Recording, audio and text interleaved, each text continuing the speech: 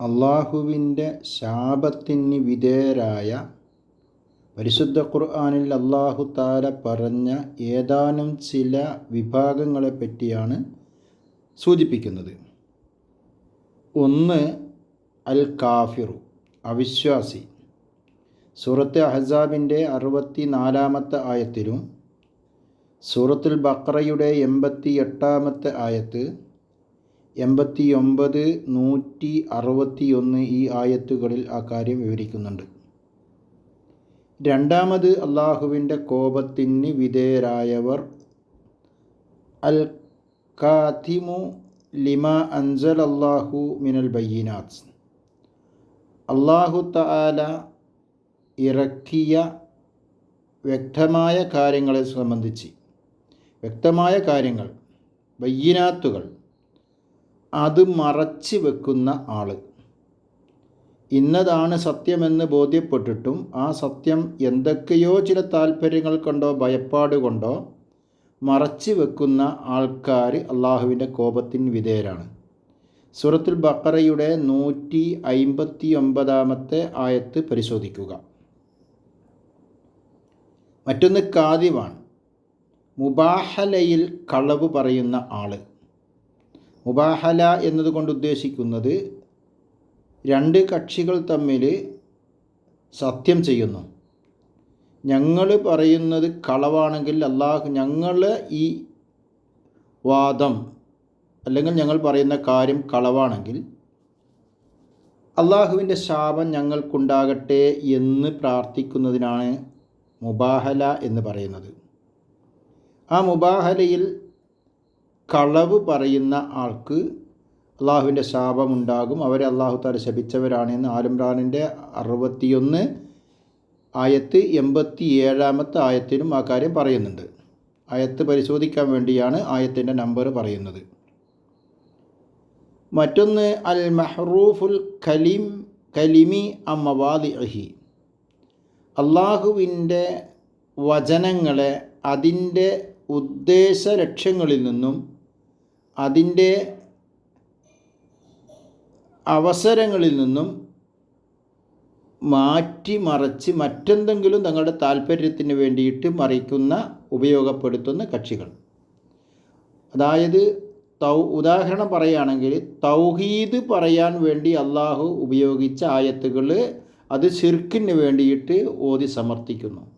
വസ്അൽ മൻ അർസൽനാ മിൻ ഖബ്ലിക എന്നത് പോലെയുള്ള ആയത്തുകൾ അത് തൗഹീദ് ഊട്ടിയുറപ്പിക്കാൻ വേണ്ടിയാണ് അള്ളാഹു പറഞ്ഞതെങ്കിൽ അത് ശിർക്കിന് വേണ്ടി ഓതുന്ന ചില കക്ഷികൾ. അപ്പോൾ ഈ കാര്യം ഈ അള്ളാഹുവിൻ്റെ ആയത്തുകൾ അതിൻ്റെ ഉദ്ദേശ ലക്ഷ്യങ്ങളിൽ നിന്ന് മാറ്റിമറിച്ച് ജൂതന്മാർക്ക് അങ്ങനെ ഒരു സ്വഭാവം ഉണ്ടായിരുന്നു. അങ്ങനെ ചെയ്യുന്ന ആളെയും അള്ളാഹു ശപിച്ചിരിക്കുന്നു. സൂറത്തുൻ നിസാഇൻ്റെ 46-ാമത്തെ ആയത്തിൽ ഇത് കാണാം. പിന്നെ 5-ാമത്തെ വിഭാഗം അൽ ഖാതിലുൽ അംദു, മനഃപൂർവ്വമായി കൊല നടത്തുന്ന ആൾ. മനഃപൂർവ്വമായി ഒരാൾ കൊല നടത്തിയാൽ അവനെ അള്ളാഹു തആല ശപിച്ചിരിക്കുന്നു എന്നാണ് സൂറത്തുൻ നിസാഇൻ്റെ 93-ാമത്തെ ആയത്തിൽ അള്ളാഹു പറയുന്നത്. 6-ാമത്തത് നാഖിലൂന അഹദല്ലാഹി വ മീസാഖിഹി, അള്ളാഹുവുമായി ചെയ്ത ഉടമ്പടിയിലും അള്ളാഹുവുമായി ചെയ്ത വാഗ്ദാനങ്ങളും അത് പാലിക്കാത്ത ആൾക്ക് അള്ളാഹുവിൻ്റെ ലഅനത്തുണ്ടാകുമെന്ന് സൂറത്തുൽ മാഇദയുടെ 13-ാമത്തെ ആയത്തിലും റാദിൻ്റെ 25-ാമത്തെ ആയത്തിലും നമുക്ക് പരിശോധിച്ചാൽ കാണാൻ കഴിയും. 7-ാമത്തത് അസ്ഹാബുന്നാർ, നരകാവകാശിയാണ്. നരകാവകാശികളെ സംബന്ധിച്ച് അവർ അള്ളാഹുവിൻ്റെ ശാപത്തിന് വിധേയരാണ് എന്ന് സൂറത്ത് ആറാഫിൻ്റെ 44-ാമത്തെ ആയത്ത് പരിശോധിച്ചാൽ നമുക്ക് കാണാൻ കഴിയും.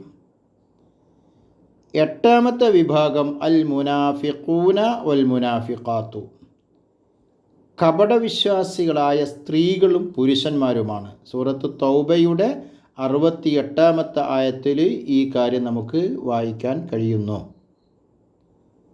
9-ാമത്തത് അൽ മുഫ്തരി അലല്ലാഹിൽ കദിബ്, അള്ളാഹുവിൻ്റെ മേലിൽ കളവുകൾ നിർമ്മിക്കുന്ന ആൾ. അള്ളാഹു പറയാത്ത കാര്യങ്ങൾ പറഞ്ഞിട്ടുണ്ട് എന്ന് പറയുന്ന ആൾക്കാർ. ഹൂദിൻ്റെ 18-ാമത്തെ ആയത്ത് പരിശോധിക്കുക. 10-ാമത്തത് അറാമിൽ മുഹ്സനാത്തിൽ ഗാഫിലാത്തി, അതായത് പതിവൃദ്ധകളായ സ്ത്രീകളെ സംബന്ധിച്ച് അപവാദം പറയുന്നവർക്ക് അള്ളാഹുവിൻ്റെ ശാപമുണ്ട് എന്ന് സൂറത്ത് നൂറിൻ്റെ 23-ാമത്തെ ആയത്തിൽ അള്ളാഹു പറയുന്നുണ്ട്.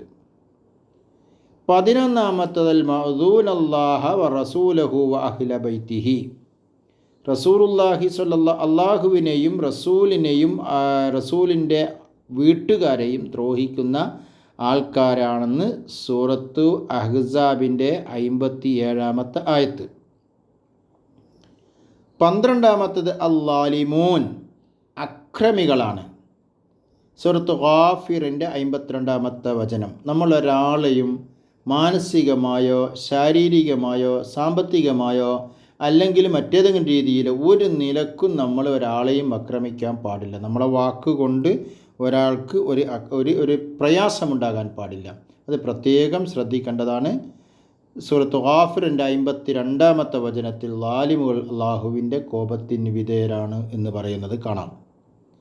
അതുപോലെ ലാന്നീന ബില്ലാഹി സൂ, അള്ളാഹുവിനെ സംബന്ധിച്ച് മോശമായ ചിന്താഗതികൾ വെച്ച് പുലർത്തുന്ന ആൾ. സൂറത്ത് ഫത്ഹിൻ്റെ 6-ാമത്തെ ആയത്തിൽ അള്ളാഹു തആല ഈ കാര്യം പറയുന്നുണ്ട്. അതുപോലെ റസൂലുള്ളാഹി സ്വല്ലല്ലാഹു അലൈഹി വസല്ലമ പറയുന്നു, മൽഊനും മൻ ജമഅൽ മർഅത വബനതഹ, ഉമ്മയെയും മകളെയും ഒന്നിച്ച് വിവാഹം ചെയ്ത് വെച്ച് പുലർത്തുന്ന ആൾ. സ്ത്രീയെ വിവാഹം ചെയ്തു, അവളെ മകളെയും വിവാഹം ചെയ്ത് അവനെയും അള്ളാഹു ശപിച്ചിട്ടുണ്ട് എന്ന്. മൽഊനും മൻ അത ശൈഅൻ മിനൽ ബഹായിമി, മൃഗങ്ങളിൽ രതിവൈകൃതം നടത്തുന്ന ആൾ എന്ന് പറഞ്ഞാൽ മൃഗങ്ങളിൽ തൻ്റെ ലൈംഗികത ശമിപ്പിക്കുന്ന ആളും അള്ളാഹുവിൻ്റെ ശാപത്തിന് വിധേയരാണ്. മൽഊനും മൻ അഖ വാലിദൈഹി വഫീ റിവായത്തിൻ മൻ സബ്ബ വാലിദൈഹി, മാതാപിതാക്കളെ ചീത്ത പറയുന്നവൻ, അതുപോലെ മാതാപിതാക്കളെ ദ്രോഹിക്കുന്നവനും അള്ളാഹുവിൻ്റെ ശാപത്തിന് വിധേയരാണ് എന്ന് റസൂലുള്ളാഹി സ്വല്ലല്ലാഹു അലൈഹി വസല്ലമ പറയുന്നുണ്ട്. ലഅനല്ലാഹു മൻ ദബഹ ലിഗൈരില്ല, അള്ളാഹു അല്ലാത്തവരുടെ പ്രീതിക്ക് വേണ്ടി വല്ല മൃഗത്തെയും അറുത്താൽ അവനും അള്ളാഹുവിൻ്റെ കോപത്തിന് വിധേയനാണ്. ലഅനല്ലാഹു മൻ കമഹൽ അഅമ അനിസ്സബീൽ, ഒരു കണ്ണ് കാണാത്ത ഒരാളെ വഴിതെറ്റിച്ച് വിട്ടുകഴിഞ്ഞാൽ ആ മനുഷ്യനും അള്ളാഹുവിൻ്റെ കോപത്തിന് വിധേയരാണ് എന്ന് റസൂലുള്ളാഹി സ്വല്ലല്ലാഹു അലൈഹി വസല്ലമ പറയുന്നുണ്ട്. നിങ്ങൾ നോക്ക്, ലഅനല്ലാഹുൽ യഹൂദ വൻ നസ്വാറ ഇത്തഖദു ഖുബൂറ അംബിയാഅഹും മസാജിദ, അല്ലാഹു തആല ജൂതന്മാരെയും ക്രൈസ്തവരെയും ശപിച്ചിട്ടുണ്ട്. എന്തായിരുന്നു ശപിക്കാനുള്ള കാരണം? അത് അവരുടെ പ്രവാചകന്മാരുടെ ഖബറുകളെ അവർ ആരാധനാ കേന്ദ്രമാക്കി കളഞ്ഞു എന്നതാണ്. ഖബർ ആരാധന, ഖബറിനെ ആരാധിക്കുന്നവരെ അള്ളാഹു ശപിച്ചിരിക്കുന്നു എന്നതാണ് റസൂലുള്ളാഹി സ്വല്ലല്ലാഹു അലൈഹി വസല്ലമ പറഞ്ഞത്. അതുപോലെ ലഅനല്ലാഹുൽ മുഹല്ലില വൽ മുഹല്ലല, താൽക്കാലിക വിവാഹം ചെയ്യുന്നവനെയും ചെയ്തു കൊടുക്കുന്നവനെയും അള്ളാഹു ശപിച്ചിട്ടുണ്ട് എന്ന് റസൂലുള്ളാഹി സ്വല്ലല്ലാഹു അലൈഹി വസല്ലമ പറയുന്നു. ലഅനല്ലാഹുൽ ഖംറ വലഅന ശാരിബഹ വസാഖിഹ വആസിറഹ വമുഅത്തസിറഹ വബായിഅഹ, റസൂലുള്ളാഹി സ്വല്ലല്ലാഹു അലൈഹി വസല്ലമ പറയാം, കള്ള് അള്ളാഹു ശപിച്ചതാണ്, അത് കുടിക്കുന്നവൻ അള്ളാഹു ശപിച്ചിട്ടുണ്ട്, അത് വിൽക്കുന്നവൻ അള്ളാഹു ശപിച്ചിട്ടുണ്ട്, അത് വീഞ്ഞെടുക്കുന്നവൻ അള്ളാഹു തആല ശപിച്ചിട്ടുണ്ട്. ഇങ്ങനെ കള്ളുമായി 10ഓളം കാര്യങ്ങൾ, അത് വിൽക്കുന്നവനെ, അതിന് സൗകര്യം എത്തിച്ചു കൊടുക്കുന്നവനെ, അത് ആരിലേക്കാണോ എത്തിക്കുന്നത് അവനെ, ഏജൻറ്റിനെ, അതിന് വില ഭക്ഷിക്കുന്നവനെ, ഇങ്ങനെ 10ഓളം കാര്യങ്ങൾ റസൂലുള്ളാഹി സ്വല്ലല്ലാഹു അലൈഹി വസല്ലമ എണ്ണി പറഞ്ഞിട്ട് റസൂൽ പറഞ്ഞ അവരെയെല്ലാം അല്ലാഹു തആല ശപിച്ചിരിക്കുന്നു എന്ന്. അതുപോലെ മറ്റൊരു ഹദീസാണ് ലഅനല്ലാഹു മൻ ഗയ്യറൽ മനാറ, ആരെങ്കിലും സ്ഥലത്തിൻ്റെ അതിരുകൾ മാറ്റി സ്ഥാപിച്ചാൽ അവനെയും അല്ലാഹു തആല ശപിച്ചിട്ടുണ്ട് എന്ന് റസൂലുള്ളാഹി സ്വല്ലല്ലാഹു അലൈഹി വസല്ലമ പറയുന്ന ഹദീസ് ഇമാം മുസ്ലിം റഹ്മത്തുള്ളാഹി അലൈഹി റിപ്പോർട്ട് ചെയ്യുന്നത് നമുക്ക് കാണാൻ കഴിയും.